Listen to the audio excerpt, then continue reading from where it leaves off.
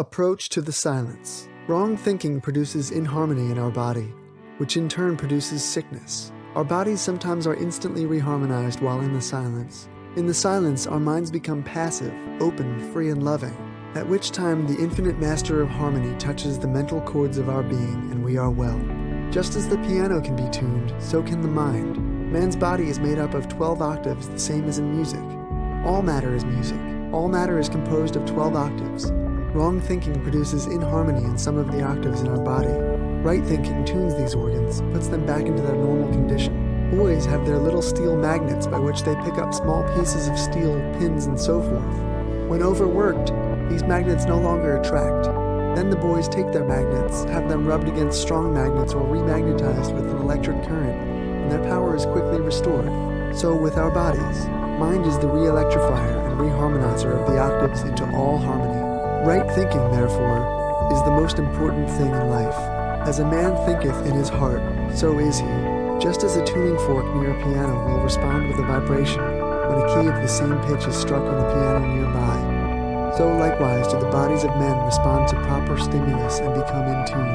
By right thinking, man can reharmonize himself, can achieve health, success, and prosperity.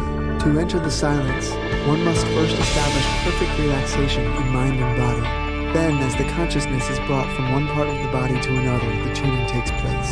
If the leader in the silence should be intoning, there will be many in the audience who will feel tinkling sensation, vibration, and are often instantly healed. They have been instantly reharmonized. Sometimes it may take several intonings in the silence for complete healing. Should you have a violent vibration, feel no fear, but thank God for your healing, because the more violent the vibration, perhaps the worse has been your condition, and the more surely has the inharmony begun. Some people will feel this vibration for hours, even days, throughout which there is always healing. Others may not feel the vibration at all. What if there has been any inharmony in the bodily organs? These organs are unconscious to the conscious internal reharmonization. Many people who have been healed of divers and many malignant diseases were at no time conscious of any vibration. Never be discouraged if you feel no sensation. If you do feel a vibration, know that you are susceptible and on the high road to a healing demonstration. The one intoning may or may not be feeling vibrations.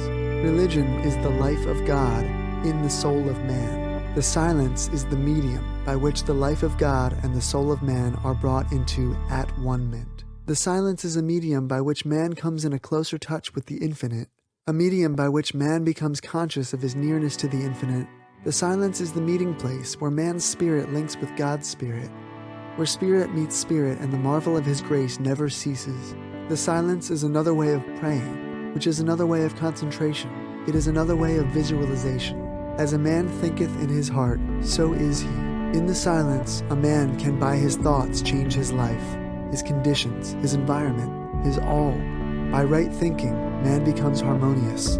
A harmonious man in tune with the infinite is on the king's highway to health, success, abundance, prosperity, happiness, love, and peace. By means of wrong thinking, our minds are put out of harmony with the great infinite spirit of God. As a man thinketh in his heart, so is he.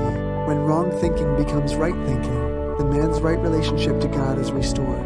He becomes an open channel for the influx of the Spirit, so that whatever demonstration he may desire, he may have. In the silence, a man may change his thinking as in no other way, therefore may change his heart, change his whole being, change his environment, change every condition to which he was subject. The human body may be likened to a harp.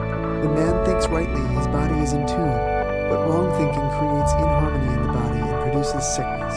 Wrong thinking produces inharmony in the mind, which, of course, disconnects man from rightful association with the divine. A man must therefore think right, yet because of centuries of erroneous conception of God and of the world, man has been a negative instead of a positive being, and his unwisdom has reacted upon the present generation. We are mental sending and receiving stations. What we receive depends upon how we are thinking now. For success, health, and happiness, we must, in the silent chambers of the soul, change our thinking if we are holding negative or inharmonious thoughts. In the silence, there is presented to man his greatest opportunity to change his thinking. Wrong thinking produces inharmony of the body, which in turn produces sickness. If we change to right thinking, we have health, success, and happiness. Therefore, the silence, when properly used, reharmonizes our bodies and minds through the simple agency of right thinking. There are steps of approach to the silence. stillness is one thing, and the silence is another. One may quiet himself physically and not be still, and he may be still without entering the silence. When one becomes physically and mentally at rest, he is apt to become receptive to psychic influences. And when these are not desired, it is advisable to protect oneself while mentally negative. One may affirm his oneness with God, his being surrounded and protected by the divine goodness, and may symbolize this by enveloping himself in thought with the white light of love or the mellowed tints of sunshine. With the senses calmed and unresponsive to the slower vibrations, but responsive to the quicker ones, a peace and calm pervade one's mind, and it becomes consciously receptive to higher vibrations of vital energy. Immune from the lesser harmonies, one opens himself to the greater ones, which are always seeking avenues of expression. With the greater influx of the one life, a sense of power steals over one and he becomes conscious of increased vigor and vitality. In relinquishing specific thoughts, one opens inwardly rather than outwardly, and becomes receptive to subconscious impressions that are directed by his conscious affirmation of fundamental truth. The subconscious responds by returning to the conscious the logical sequences of the truths that have been consciously impressed upon it. The subconscious follows the lead given to it by the conscious affirmations of truth, and it brings back the consciousness of those truths in their various ramifications.